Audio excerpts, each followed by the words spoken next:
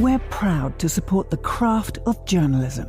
UBS brings you the latest news from around the world with The Globalist on Monocle Radio. Be part of an international network that brings together leading insights, research and technology across 24 time zones and 12 key financial hubs, with you at the center of it all.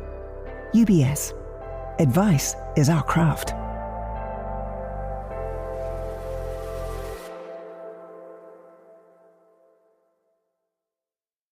You're listening to The Globalist, first broadcast on the 14th of August 2025 on Monocle Radio. The Globalist in association with UBS.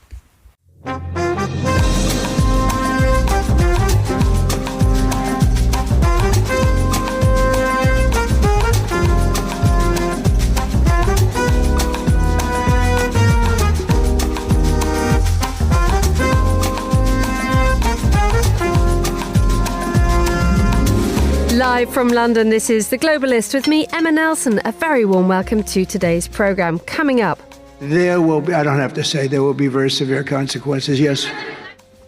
Donald Trump warns Russia will face serious repercussions if the war in Ukraine doesn't stop. We'll examine whether really he will have Ukraine and Europe's interests at heart when he meets the Russian president tomorrow. Also ahead, in the next 60 minutes, the threat to Svalbard, while the world's most northern archipelago is more and more vulnerable to the repercussions of conflict, climate change and geopolitics. Plus, ski naturally shapes our winter seasons. Nevertheless, we have developed an urban and mid-season wardrobe to respond to these urban and modern needs. The boss of skiwear specialist Fuzalp tells us how they stay relevant in a heatwave. Plus the newspapers, the latest headlines from the UAE and an update on the tech news too. That's all coming up on The Globalist, live from London.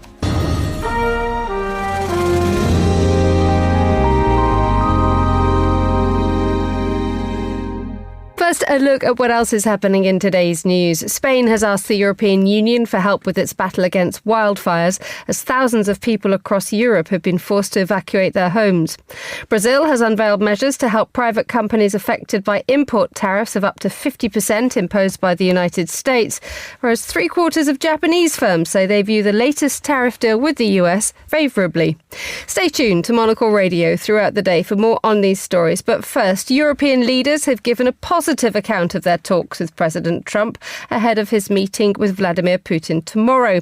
The Ukrainian leader Volodymyr Zelensky and his German counterpart Friedrich Merz said they discussed the terms for a ceasefire in Ukraine that would protect their security interests and that they'd come up with a coordinated response.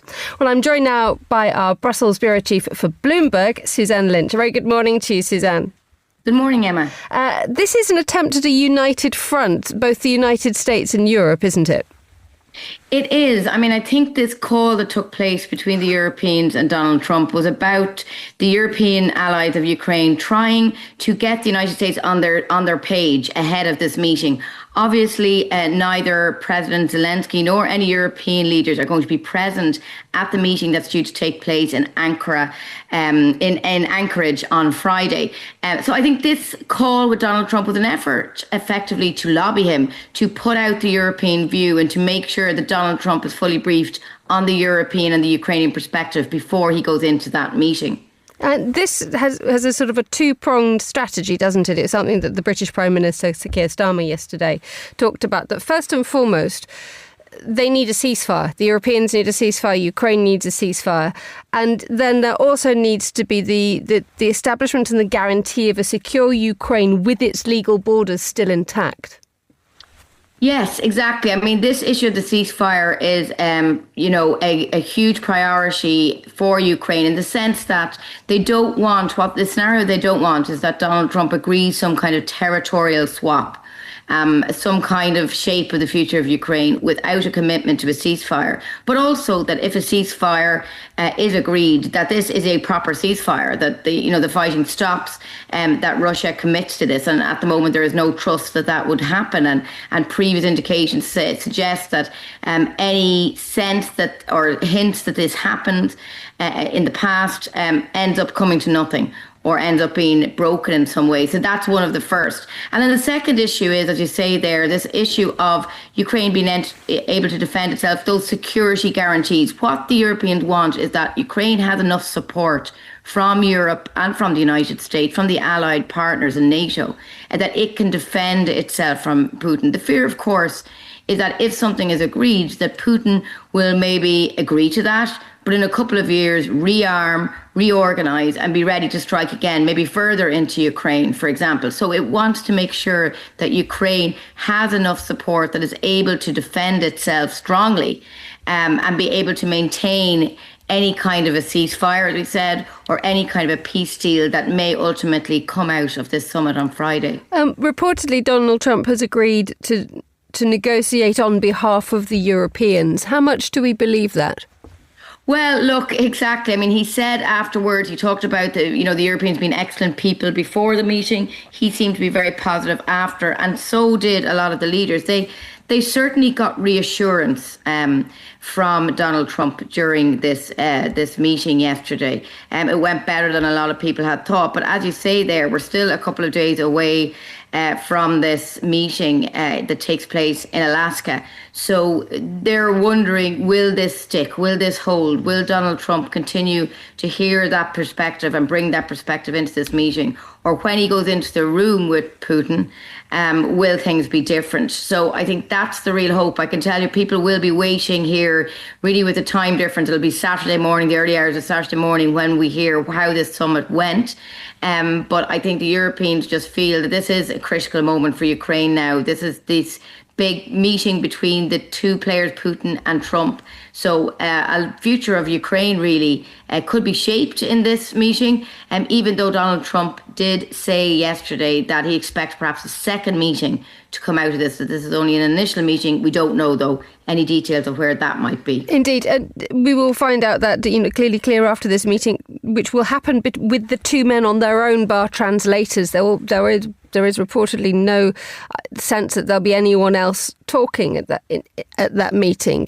In that context, how much do the Europeans trust that Donald Trump will not warm with that natural affinity between Donald Trump and Vladimir Putin that actually could mean that Donald Trump may say one thing when he goes into the meeting and comes out having promised something else? Yeah, I mean, it's an extraordinary departure from traditional modes of diplomacy that you just have the two principal actors and their translators. Usually you would have diplomats, you'd have experts in the room with you who've briefed the two leaders. Now, we are hearing that J.D. Vance, the Vice President, who is holidaying in England at the moment, that he is really centrally involved in this whole Ukraine situation. That probably doesn't bode particularly well for Ukraine, given he has previously said that he believes Ukraine should cede territory, etc. But yes, I mean, this is a very unusual situation, and Trump and Putin will be in there one-on-one. We will go, the world, the Europeans, and particularly President Zelensky, is going to have to trust what happens in that room from Donald Trump. So let's see how that goes. We're hearing that it mightn't be a particularly long meeting, that it could be an hour or so, and it's most likely to take place in a military facility. That was crucial to America during the Cold War in countering the Soviet Union. So there are all the details we have so far. We may get more into Thursday, Friday. But yes, unusual that Donald Trump will be on his own with Vladimir Putin. And at this stage, the Europeans believe they need to trust Donald Trump. They feel that they got the insurance yesterday. So let's see what happens on Friday. There are real fears that there will be long-term consequences, both for Ukraine and for Europe, if Donald Trump agrees to even one of Vladimir Putin's conditions. Yeah, there is. I mean, there's a first issue, which is about territorial swaps and what kind of land Ukraine might have to surrender. And I think there's going to be a distinction between what they might recognise de facto on the ground and what they actually might recognise as a legal claim by Russia over the land. I don't think Ukraine is going to agree to that. But they're also worrying about other things here in Europe. They believe that they're going to be on guard for anything that Vladimir Putin may demand in terms of Ukraine's wish or ability to join NATO or join the European Union. The Europeans are saying that's Ukraine's choice. It's a sovereign country. It has a decision itself to make to do that or not. Russia should not dictate that. also anything broader by Russia on the whole European security architecture, Europe's defence posture, etc. They're worried that anything like that, separate to Ukraine, if you like, could creep into any agreement, that these are the kind of demands Vladimir Putin could make. So these are all the kind of issues that the Europeans and President Zelensky are on their lookout for, even though the reality is Mark Rutte, the NATO chief, said at the weekend that land swaps of some kind will be on the table, that there's an inevitability about that. But that's very at a very, very early stage, I would say. And the indication now from Trump is that perhaps the meeting won't be as detailed, won't be as results driven as maybe we would have thought a few days ago. Oh, you mentioned JD Vance on holiday here in the United Kingdom. He visited RAF Fairford in Gloucestershire yesterday to talk to US troops and made a rather strange comment. He talked about the importance of the US military playing a role in all this. This goes against the narrative that we've been hearing from Washington for a long time, namely that Trump does not want to commit long term to any US involvement in any peacekeeping, especially. Do we know what that all meant, or what people are sort of second guessing what Vance meant? Well, I think from the meeting yesterday between the Europeans and Donald Trump, they similarly got an assurance that America would be maybe prepared to be still involved too, as some kind of peacekeep, like it's some kind of a security guarantee through their surveillance or troops, etc., through their continued presence that they have now in NATO in Europe. I mean, America still have troops in Europe at the moment as a member of NATO, so that there is some enthusiasm or some acceptance by the US side that might happen.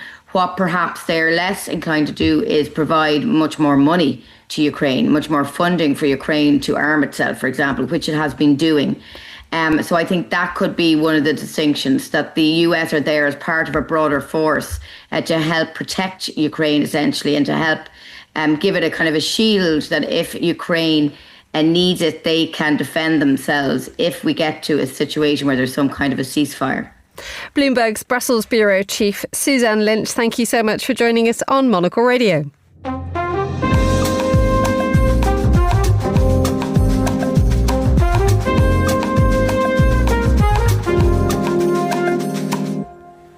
It's 8:12 in Svalbard, 7:12 a.m. here in London. Now, today ceremonies are to be held to mark exactly 100 years since Norway was awarded sovereignty of the Arctic archipelago of Svalbard.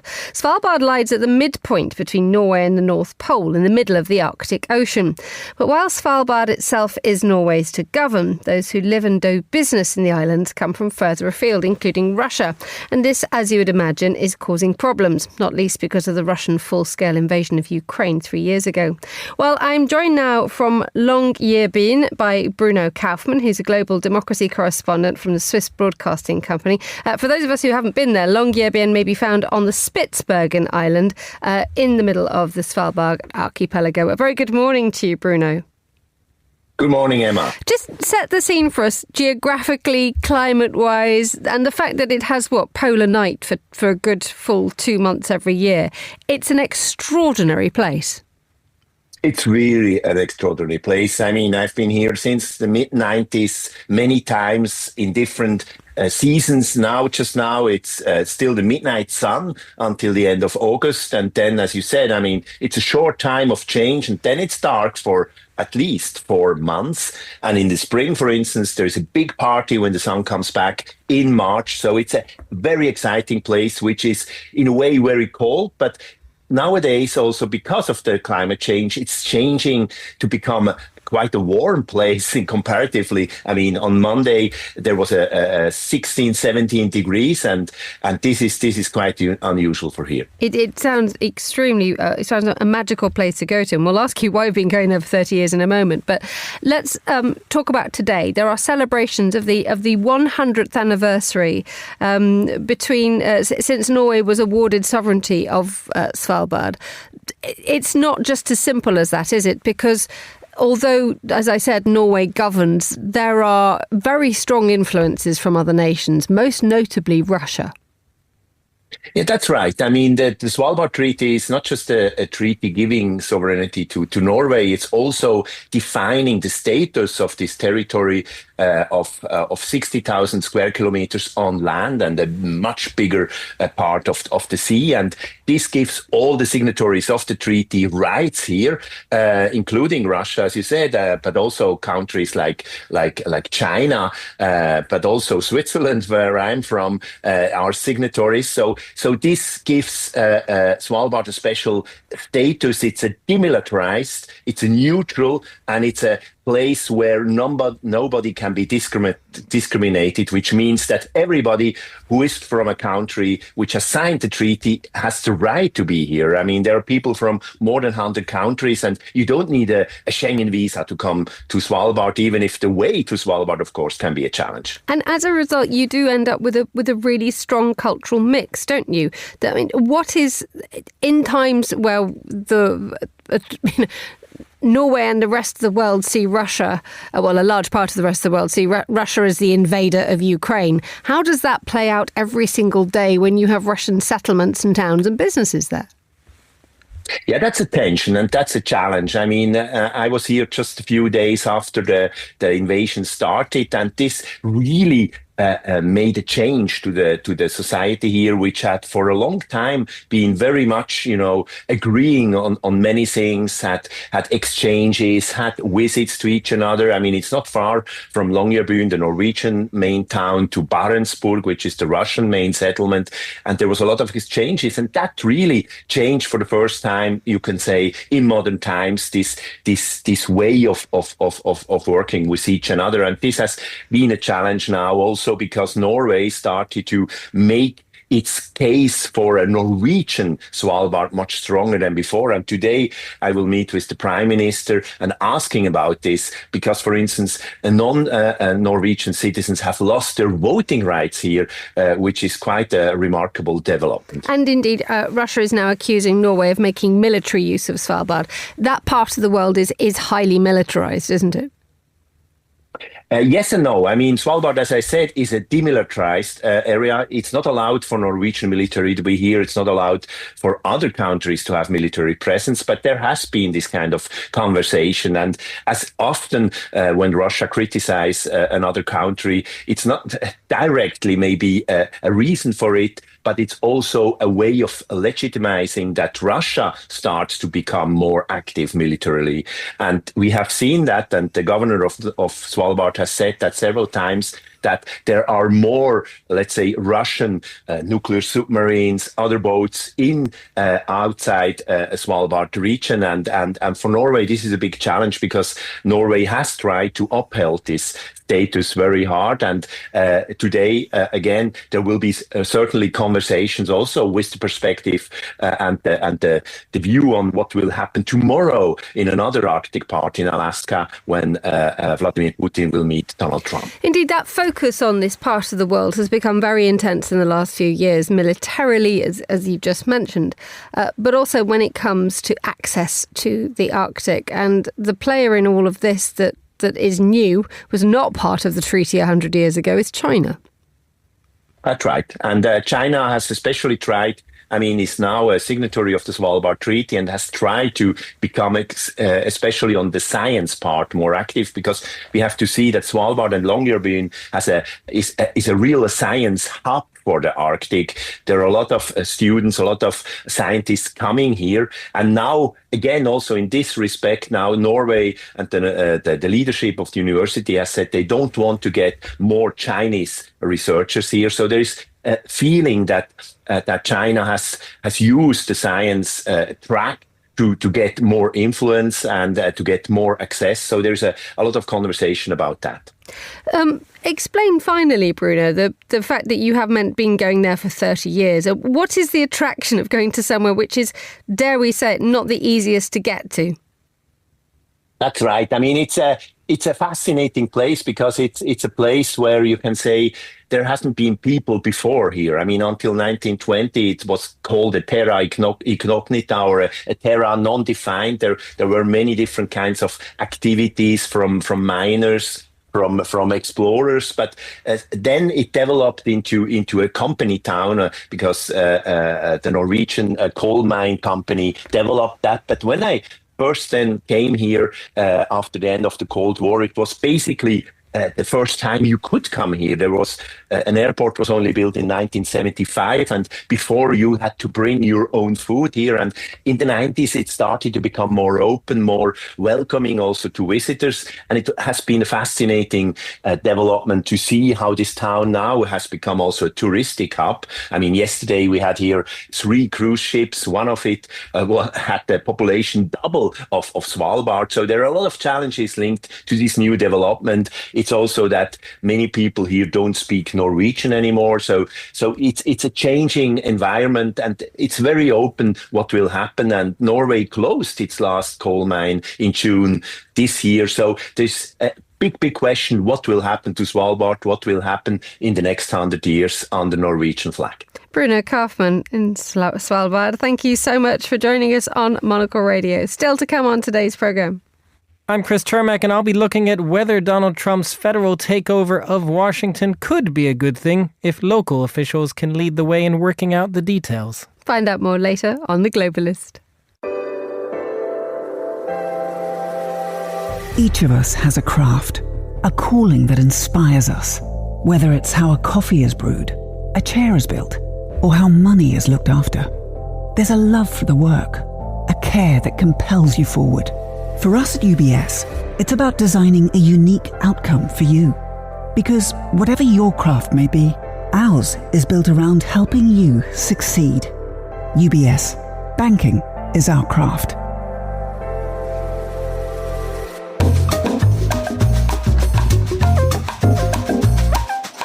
8:21, which is where we, which is the time, I should say, in Zurich, which is where we head now for today's newspapers. And joining me from Dufourstrasse 90 is a journalist and broadcaster and regular voice around the Monocle desk, Juliet Linley. A very good morning to you, Juliet. Hello, good morning, Emma. How's Zurich looking? It's so beautiful. It's warm. It's everyone's swimming, as you can imagine. It really feels like the Côte d'Azur. It's suddenly arrived, hasn't it? It has, and with a vengeance, and I hope it still will be when you arrive next week. Yes, next week. I suspect the weather's not going to be quite as kind to us, but don't worry, we're on the way. Brace yourself, tell everybody we're on our way. And spread the word. Spread the word and tell them, everyone to go and adopt the brace position. The Nelsons are imminent. Right, okay, while we're all packing our bags and getting ready to go, you're preparing some good newspapers to read. An article in La Repubblica. You've just mentioned the fact that Zurich is suddenly blooming, is enjoying its lovely August time, and people are enjoying holidays. It's not quite as straightforward in Italy this year. That's it. I've got La Repubblica in front of me, and while I was just in Italy, actually, until a few days ago. And of course, everyone is enjoying the warmth and enjoying the seaside. And tourist numbers are booming, Emma. It's not only a holy year for Italy, and therefore Rome is heaving with pilgrims and visitors. But in general, people are flocking to Italy, as you would too. You've got the weather, you've got the beautiful scenery, you've got the food. But has to be said, holidays are costing the Italian people too much, and ordinary citizens are seeing their spending potential severely diminished. So this headline in Repubblica is Turismo Meloni contro la sinistra, so tourism, Prime Minister Meloni against the left. So this is Ferragosto coming up. The long weekend starts tomorrow. It's the apex of the Estate Italiana, of Italian summers. And there's a political standoff taking place, Emma, and opposition leader Elly Schlein is calling on the Prime Minister to address the plight of cash-strapped families. And she is being backed by trade unions and consumer protection associations, because surveys are showing that up to 60% of Italian families are actually struggling to make ends meet. Last year, GDP growth was 0.7%. So below 1%. Manufacturing is contracting sharply, and things are not looking as good as they might seem when you're lying on a beach in Italy. So government officials are scrambling to try to prepare counter arguments to the opposition's calls for something to be done, because Meloni may be calling them embarrassing, but Italians are struggling. And the government officials are saying, well, but look, between June and September 2025, there will have been 70 million visitors to Italy. That's 5 million more than last summer. And the turnover in hotels is looking at various billions of euros. But opposition leaders are saying that's all fine and wonderful, but look, we really need to tackle adopting a minimum wage, for instance, and the government is saying no, we don't need that. It does seem a shame, actually, because there's an article in Sole 24 Ore where we're talking about the secretary of the Democratic Party, who you mentioned. Interesting, there is a beach clubs union in Italy, which obviously is marvellous. But the fact that there's a 34% increase in costs, I mean, this is obviously hitting the beach clubs and the beaches as well, that not only people are cash strapped and can't afford to go on holiday anyway, when they get there, it's super expensive. Well, yeah, I mean, you're looking at even sort of €80 to have a ombrellone and a deck chair. And if you're going every day with a family, you're looking at a lot of money every day. And then, you know, the beach clubs also are charging quite a lot for your meals, and sort of gone are the days when you used to pack a huge cooler full of your pasta al forno and everything. But it is costing people so much more. And I have to say that there were some people saying that the beaches looked less crowded than usual, and the cities are looking more crowded. I was in Rome literally 5 days ago, and usually it would be absolutely dead. You'd have find parking everywhere. There'd be not a spot of traffic, but actually there were a lot of people around, and not just foreigners. Let's talk about Rome, actually, and your alma mater, the Vatican. Tell us a little about what Leo is doing in August, given the fact that, as you say, it is Ferragosto this weekend, people down tools. The Pope, however, is not one of those who does that. Yeah, so Pope Leo actually has left. The Vatican announced it. He's left for the papal summer retreat at Castel Gandolfo. That's just a 1 hour's drive east of Rome, and it's hilly and it's fresher than the high 30s degrees temperatures that we're seeing in the city of Rome. So he's there at Castel Gandolfo for this long weekend of Ferragosto, the height of Dolce Far Niente. But he's actually going to be busy. So first of all, because it is Ferragosto, which is the Assumption of Mary, so an important day in the Catholic calendar, he is going to be busy with prayers and masses. But he also is going to be busy because it's coming up to his 100th day in office. August 16th will be 100 days since he was elected on May 8th. And so don't be fooled, Emma, Leo is busy. All eyes are on him. And as he starts assembling his new leadership team, people are going to be wondering what lies in store for us. So remember that the Pope governs the church through the Roman Curia. That's the administrative body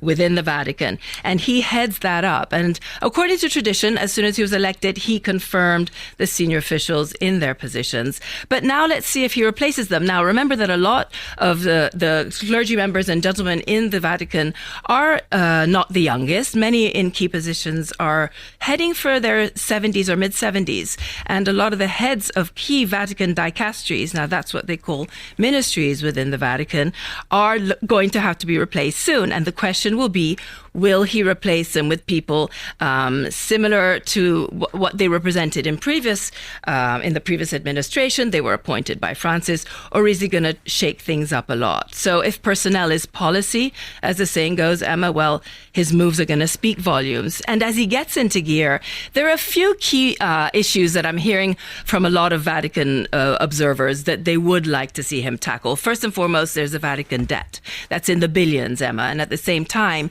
there are calls for him to increase Vatican salaries for those administrators within the Roman Curia, because that would actually attract more, let's call it talented people, also from abroad, who might want to make the place more efficient. I mean, it's no secret that there are some aspects of the Roman Curia that are reflected perhaps even in the inefficiencies of just Roman administration. And then if you want to look at sort of the whole sex abuse clergy scandal, that hasn't gone away completely, as we know. Francis tackled it in a piecemeal manner, but there is a call for sort of passing comprehensive laws defining and setting out punishment for those accused of abuses, as well as provisions for those guilty of covering up the crimes. As we know, there were many a bishop in past years who covered it up. Pope Francis shifted people around, but there is a real call for sort of sweeping legislation on that front. And one more thing, Emma, allow me to. People are wondering, can this American Pope make English the working language at the Vatican. It's not Latin, as some might guess. It is Italian, and many feel that the global nature of the Catholic Church and its 1.4 billion followers around the world, and increasing numbers in other parts in other continents that are not Europe, that it should perhaps be an international language, and the obvious one would be English, as it is, let's say, at the UN and other organizations. But although this Pope is born in Chicago, he is fluent, perfectly fluent in Italian, as well as Spanish and French and other languages. So I'm not even sure that he actually will do that, Emma. No. Okay. Very busy time for Pope Leo there. Finally, let's talk about this amazing film about a nurse who goes on shift. It's called Late Shift. It is so good that people are suggesting that it could actually get an Oscar. Yeah, it's directed by Petra Volpe. It's called Late Shift, and it's about overworked nursing staff in Switzerland. It could apply to nursing staff, I feel, the world over. These are the unsung heroes of our society, and it's been now put forward for Best International Feature Film at the Academy Awards next March for Switzerland. So it stars Leonie Beretsch as a nurse constantly under pressure in an understaffed hospital, and it's a tribute to the challenges of healthcare staff the world over, and the Swiss jury says this Swiss-German co-production could win the Oscar in March 2026. Juliet Linley, thank you so much for joining us on the line from Dufourstrasse 90 and wishing you a happy day in Zurich. You're listening to Monocle Radio.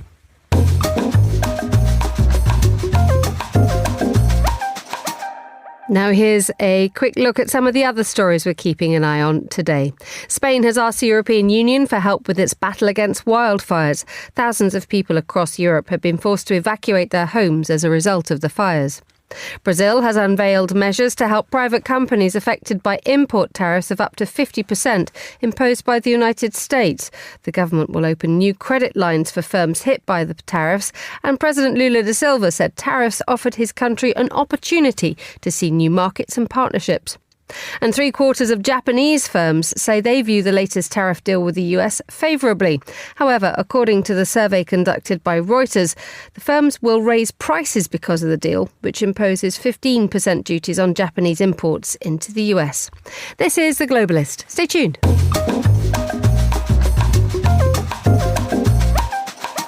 Now for a look behind the headlines. Here's Monocle's senior news editor Chris Cermak on the crime issues roiling America's capital. I'm announcing a historic action to rescue our nation's capital from crime, bloodshed, bedlam, and squalor, and worse. This is Liberation Day in D.C., and we're going to take our capital back. Just hours after Donald Trump announced the federal takeover of Washington, D.C.'s police force on Monday, the Washington Post reported the city's 100th homicide of the year in a bustling northwestern part of the city. Trump may well be prone to hyperbole. Washington is not out of control or among the worst places on earth, nor is crime currently on the rise. And yet, to suggest that crime is no longer a problem is equally disingenuous. Yes, violent crime in Washington is down from a post-pandemic peak in 2023. But 100 murders in a city of just 700,000 people is still a rate higher than any year in the decade before the pandemic. That and a spate of carjackings and open brawls have even forced the city to impose a curfew on teens in the last month. It's a rate of crime that needs to be curtailed. As the National Guard mobilized on D.C. streets Tuesday night, the optics surrounding Trump's move on the Capitol were transparently political. A Republican, tough-on-crime president taking control of the streets from a supposedly weak Democratic city mayor. But that doesn't change the fact that Washington could use the extra resources. So far, that does seem to be the approach taken by local officials, where a division of labor appears to be working itself out on the ground. Regardless of Trump's motives, everyone involved in putting this into action lives in the Washington metropolitan area and wants to create a safer city. That's why a cynical ploy by the White House may just work out in the city's favor. For Monocle, I'm Chris Cermak.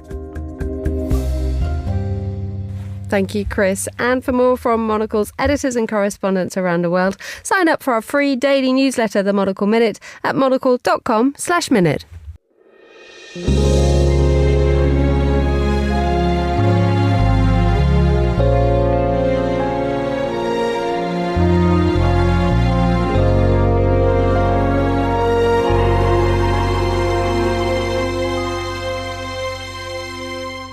Let's hear an update now on the latest news from the UAE, where people who are causing a public nuisance can find themselves reported to the authorities by their fellow citizens. I'm joined now from Dubai by Monocle's Gulf correspondent Inzamam Rashid. Good morning, Inzamam. Morning, Emma. How's Dubai looking today? Still very, very hot from the last time we spoke. I believe it's getting hotter as well, but relatively clean on the streets in particular. So this is the thing, isn't it? I mean, you wouldn't be that surprised that it is hot, and you wouldn't be that surprised that it is clean. But tell us about this new plan by the Dubai municipality to get you to effectively snitch on your neighbours. Yeah, it's a snitching app. That's exactly what it is, and I think it's quite interesting and quite funny as well, a bit comical. So this is an app called Eltsium, and it's a new municipal app which has been launched by the government, where they have allowed kind of a select number of judicial officers, is what they've called them, to photograph, geotag, and report cleanliness infractions all in real time. And the target list is quite strangely specific of what they're looking out for. So they can report people who are spitting, littering, washing their car where they shouldn't be, and quite baffling, barbecuing in places where it's unauthorized. I mean, anyone who's barbecuing in August out in this heat is crazy and should be reported.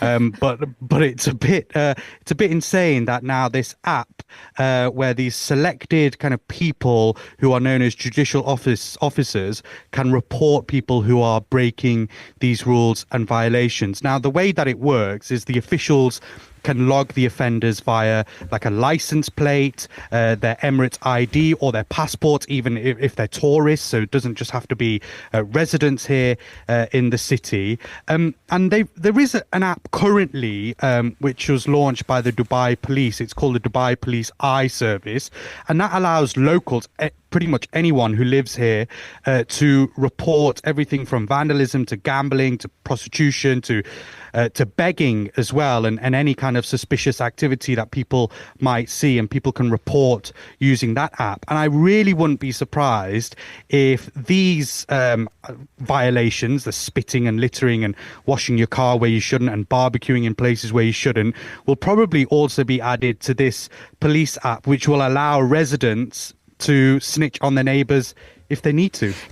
And the sort of the mental approach to this by the citizens of Dubai, are they a group of people who are more likely to snitch on their neighbours and report littering, or are they someone who just says, oh, they're having a sneaky barbecue next door, it's a bit annoying, but live and let live? Well, look, I think perhaps in different areas of Dubai, you might go to Jumeirah Golf Estate, where you've got a lot of expats there, a lot of Brits there as well, who, sometimes quite like to make a bit of noise if they're unhappy with their neighbours doing something.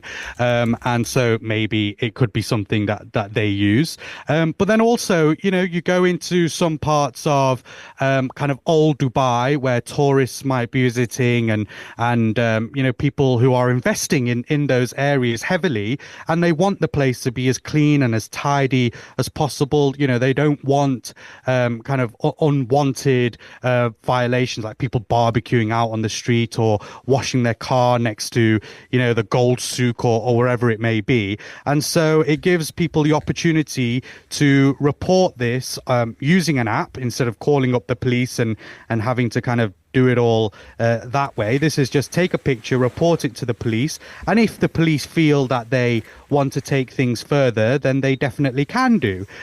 So I think it's kind of twofold, I think, Emma. It's one that the Dubai have basically said it's their way of keeping the streets cleaner, keeping the cleanest city in the world. I think they've self-titled Dubai. But also it enables people really to just also kind of keep the environment and keep people happy, keep tourists happy as well as they come and visit the country. So, it can be seen as something positive, but I don't know if I'll be whacking out my phone and snitching on someone having a cheeky barbecue over the winter. I don't think that's going to happen. Inzamam Rashid in Dubai, thank you so much for joining us on Monocle Radio. You're the Globalist.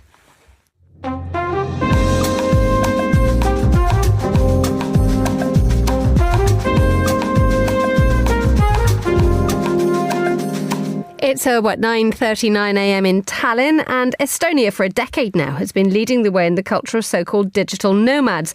Long before COVID made remote working a more mainstream affair, Estonia has been encouraging entrepreneurs to use the country as a virtual base for business, and it's making money, including for the state itself. I'm joined now by Petri Burtsoff, Monocle's Helsinki correspondent. A very good morning to you, Petri.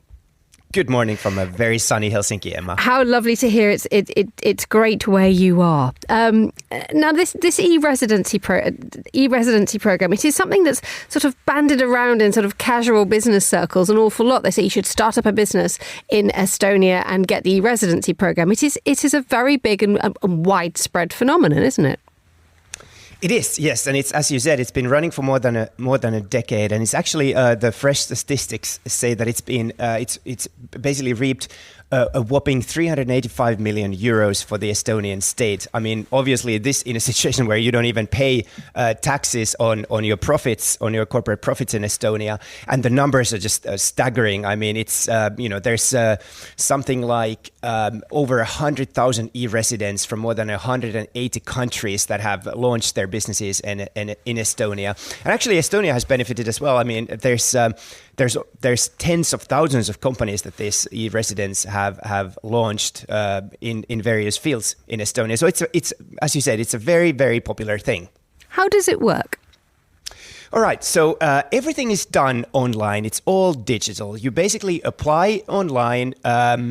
You say you state the sector of your company and your business plan, and then then you need to get a bank account, but that's automated. You need to get an accountant, that's automated. They run a background check on you, and then then after your application is accepted, you basically get this digital identity that you now run a company in the European Union. And a lot of these applications come from outside of the European Union, so from countries like Ukraine, China, Russia, India, well, not Russia anymore, but historically a lot from Russia as well, Turkey. So you get access to the EU market. You now run an EU business, even though you're not physically in the European Union. This is not a digital nomad's visa. You cannot. It doesn't grant you access to Estonia. You cannot travel to the European Union or Estonia. You cannot establish a physical presence there. But it's a digital identity that you run your company in Estonia. And you said the benefits that the e-residents get is that but the downside is that you don't actually get to go and live there. I mean, how do the Estonians feel about the fact that they're being sort of used as a very useful sort of base? Estonians are immensely proud of not only the residency program, but the whole digital. I mean, it's the most Estonia. I think it's safe to say it's the most advanced digital nation in the world. You can get pretty much everything done. You can get a divorce online. You can get married online. There's not a thing. You vote online. You launch your business online. Estonians are very proud of that, because we have to also bear in mind that the country was occupied by the Soviet Union for half a century. You know, they are keen to show. I mean, it's decades from that now, but they're keen to show that they are an advanced Western European country with an advanced digital economy. So it's something that they're proud of. And, they're not like, Estonians don't feel that their country is being used as a launching pad. They see it as basically their country being attractive for entrepreneurs globally who want to start their businesses in Estonia. So yeah, immense pride. And what is it that made Estonians so good at digital governance? I mean, their influence in the internet was enormous, but the fact is that Estonia has not only been very, very good at the online realm, but it's continued to be great at it. Yeah, that's correct, Emma. That's a really big question. I think books have been written about it. If I had to guess, my educated guess would be that it has something to do with the communist occupation and the past and sort of this sort of need and want of leapfrogging from communism to then being a very advanced digital market economy. I mean, obviously in 1991, when Estonia gained independence, they were left with nothing. They basically had the Soviet communist bureaucracy, and they needed to pretty much create a market economy from a scratch with almost zero resources. So it was a logical thing for them to do it digitally when technology allowed for it, because you save a lot of resources when you do it. But then I think a key element has also been that it's been always a government-led initiative with broad backing and a lot of resources targeted at it. But then it's also, when you run everything digitally, you need world-class cybersecurity. They have a neighbor to the east, which is engaged in a lot of cyber attacks. So they've become really good at cybersecurity as well. So many factors. I would say these all affected them becoming this digital nation. Petri Burtsov in Helsinki, across the water from Estonia. Thank you so much for joining us on The Globalist. You're listening to Monocle Radio. IQ, EQ, and AI. 3 components key to the craft of innovation at UBS. Because to stay ahead in a rapidly evolving age, you need a partner with decades of experience, endless passion for the work, and a finger on the pulse of leading technologies, bridging human expertise with artificial intelligence, all to elevate you. UBS. Banking is our craft.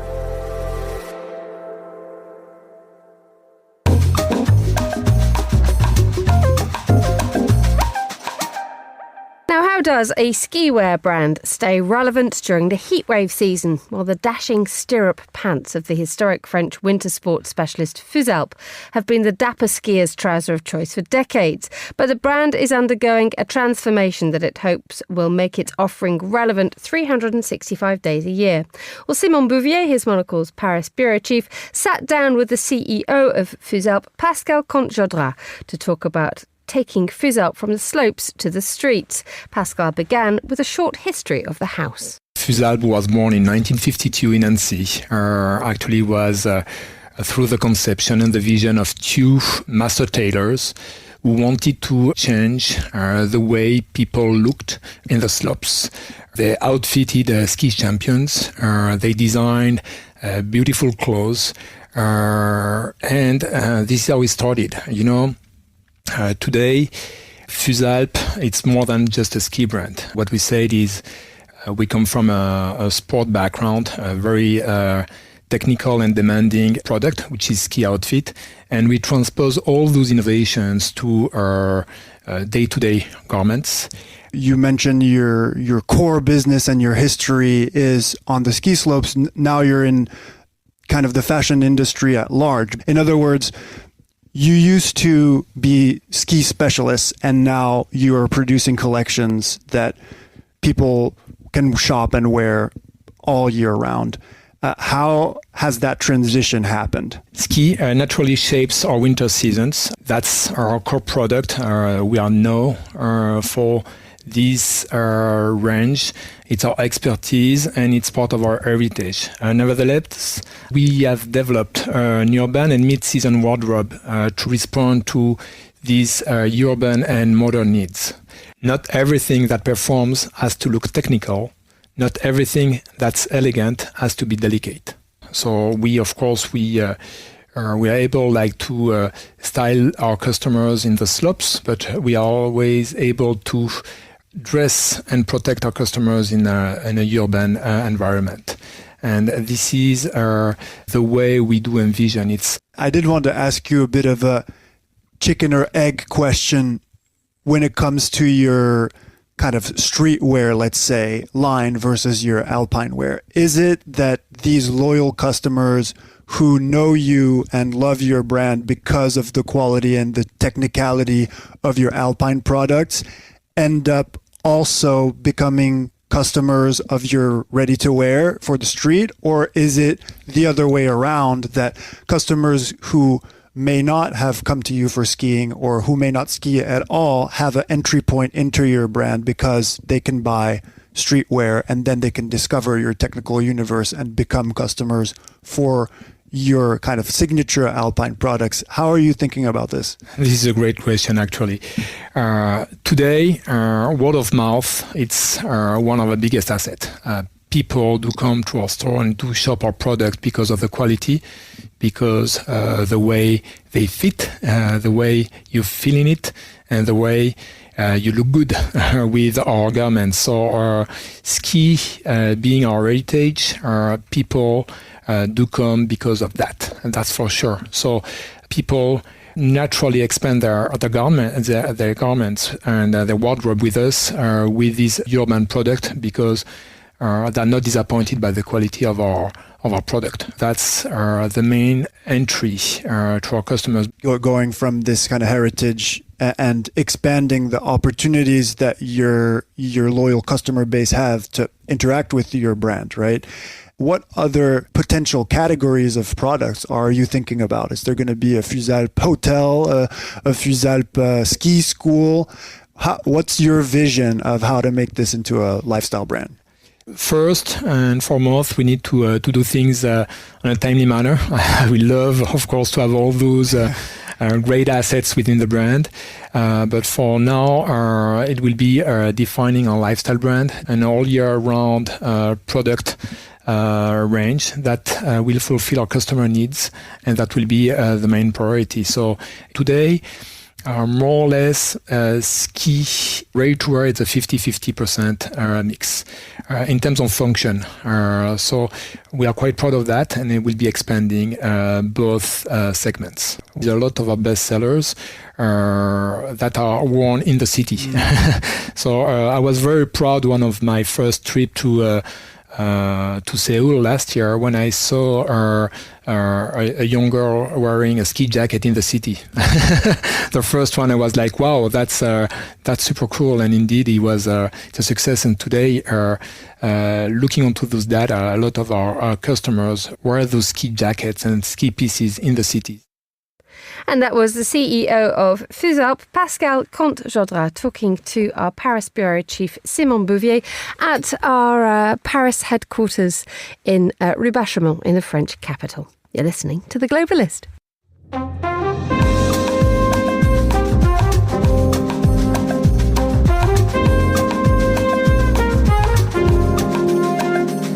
We end today's programme with a dose of tech news and a very good one, ladies and gentlemen. I'm joined in the studio by Monocle's technology correspondent, David Phelan. A very good morning to you, David. Good morning. Looking fabulously summery in crisp white T-shirt and crisp white sunglasses. Yes, these are the newest collaboration with Meta, owners of Facebook, the Oakley Meta Houston, they're called.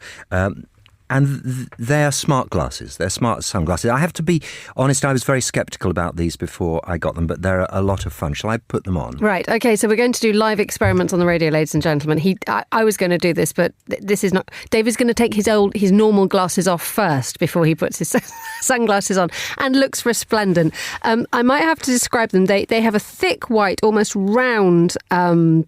I can't talk to you with my face straight with these on. A thick, white, round frame. So they have a particular design that you must be a fan of before you put them on. And then, indeed, orange reflective lenses. Yes, this is the special edition. There are other colours coming later in the Good, I really do hope so. Okay. Okay, but you've gone for the white ones. Yes. Looking super summery. And you're now going to start to tap the arm of your sunglasses to have some fun. Yes. How do they work? So there are little speakers just in front of the ear, which when I tap, it will, I hope, start playing music, and you can adjust the volume by stroking. Lean in a touch. And you can turn it down again. Okay. I know this may absolutely make your life hell for a few moments because it's phenomenally loud, but could you just turn Dua Lipa back up for us? Yes, certainly. So he's now stroking his sunglasses side. So there's a little disco going on in David's head at this precise moment, and it's got nothing to do with a pair of headphones. It's got to do with the fact that he'll be walking down the street stroking the arm of his glasses so that he can increase or decrease the volume. Super fun. What's the point of them? Well, there are lots of points. Actually, okay. Let's start with the music. A friend of mine who cycles a lot gets told off, this is in Spain, by the police for wearing headphones to listen to music. The police can't come near her when she's wearing these because the style police might have something to say. Well, maybe. They are very good for that. This morning I cycled here on a Boris bike, a rental bike, and I've done the route many times, but I put it into City Mapper just to get the timing, and to my surprise, I didn't know it was going to do this, it gave me spoken turn-by-turn directions. So that would have been handy if it had been a route I didn't know so well.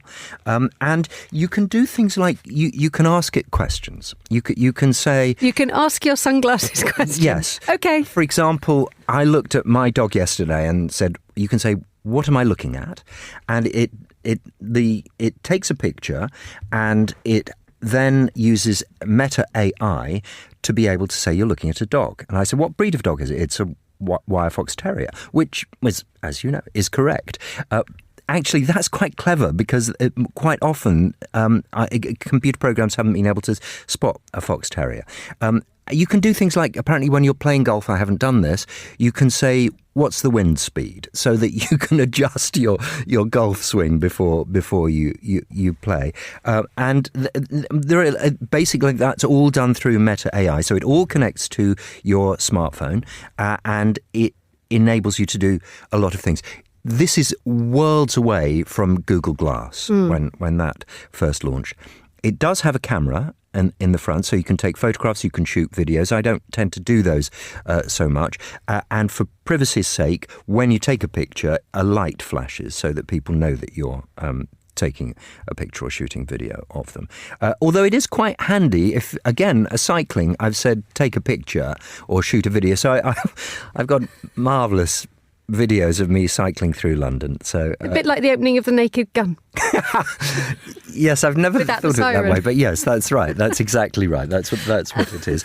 This is the second collaboration for Meta. They've also done one with Ray-Ban. So if you don't like the style of the Oakley, there's several different frame styles with Ray-Ban as well. Though the Oakley one has a better camera and longer battery life. This, for the first time, sounds like something that is genuinely good fun and something that you might actually want to buy. As you mentioned, Google Glass and everything that's preceded it. It seemed to take itself really seriously, but this one actually quite wants you to have a lovely time when you're wearing them, and that's actually a really important part of tech, isn't it? It has Absolutely. It has to bring a smile to your face. Again, we're going to refer to the style. We may be looking at the Ray-Bans first, but can you see these things actually taking off? Definitely. The Ray-Ban has been Ray-Ban Meta has been a huge success for Meta. I think I'm going to get the figures wrong, but I know it's in the millions already. And the second generation Ray-Ban Meta only came out last year, and so that's a pretty remarkable thing. It's had such an effect that other companies, Samsung and Apple, for example, are believed to be looking into making their own, because this is again, these are smart glasses that don't have the complications that previous things like Google Glass had. There's rumoured to be a new Ray-Ban Meta coming this year with an internal screen so that you can see, I don't know, the time, stock shares. I just want to know what I'm looking at. I think that's rather a wonderful thing that can teach you. It is surprisingly good, that, and surprisingly addictive, even if I've got a million times here you are looking at a laptop. Yes, okay, yes, I knew. Oh, does it tell you anyway? No, when you ask it. Okay, fine. Wonderful. And the interesting thing about the whole thing is you can only control it yourself. So there isn't going to be a moment when, let's say, if you wanted to have a little bit of mischief, someone who's walking down the street could suddenly find themselves listening to Dua Lipa or being told that they're looking at a terrier. No, indeed. Other dogs and other musical stars are available. But yes, you're right. You can only control your own glasses. If you give the glasses to someone else, you can control them from your paired smartphone. Which is, frankly, an enormous shame. Oh, well. David Phelan, thank you so much for bringing the glasses into the studio. We'll take a little photograph of them. David might even be able to take a photograph of them himself with his own glasses. It's all gone wrong. Thank you so much for bringing them into the studio, David. Good to see you. And that's all the time we have for today's programme. The warmest of thanks to all my guests and to the producers, Laura Kramer and Anita Riotta. Our researcher was Henry King and our studio manager was Steph Chungu. After the headlines, there's more music on the way. The Briefing is live at midday here in London, and The Globalist is back at the same time tomorrow. But for now, from me, Emma Nelson, goodbye. Thank you very much for listening.